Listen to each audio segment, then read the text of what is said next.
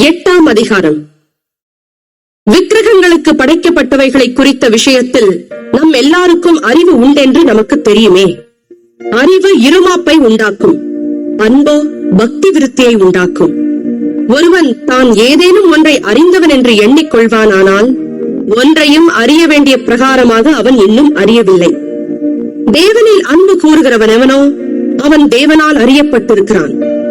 விக்கிரகங்களுக்கு படைக்கப்பட்டவைகளை புசிக்கிற விஷயத்தை பற்றி உலகத்திலே விக்கிரகமானது ஒன்றுமில்லை என்றும் ஒருவரே அன்றே வேறொரு தேவன் இல்லை என்றும் அறிந்திருக்கிறோம். வானத்திலேயும் பூமியிலேயும் தேவர்கள் எண்ணப்படுகிறவர்கள் உண்டு.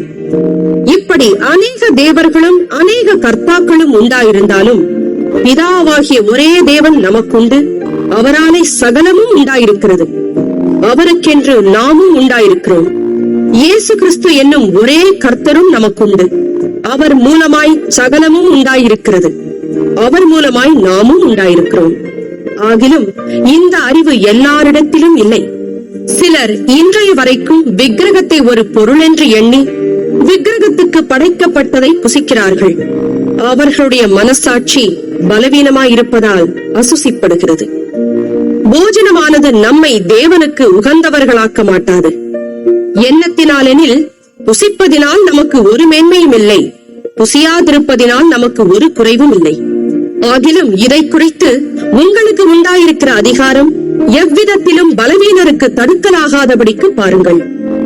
எப்படியெனில் அறிவுள்ளவனாகிய உன்னை விக்கிரக கோவிலிலே பந்தி இருக்க ஒருவன் கண்டால் பலவீனனாயிருக்கிற அவனுடைய மனசாட்சி விக்கிரகங்களுக்கு படைக்கப்பட்டவைகளை புசிப்பதற்கு துணிவு கொள்ளும் அல்லவா?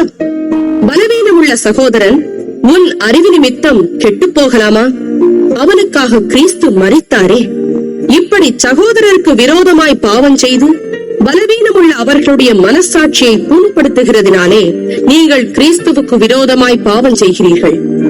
ஆதலால் போஜனம் என் சகோதரனுக்கு இடரல் உண்டாக்கினால் நான் என் சகோதரனுக்கு இடரல் உண்டாக்காதபடிக்கு என்றைக்கும் மாம்சம் புசியாதிருப்பேன்.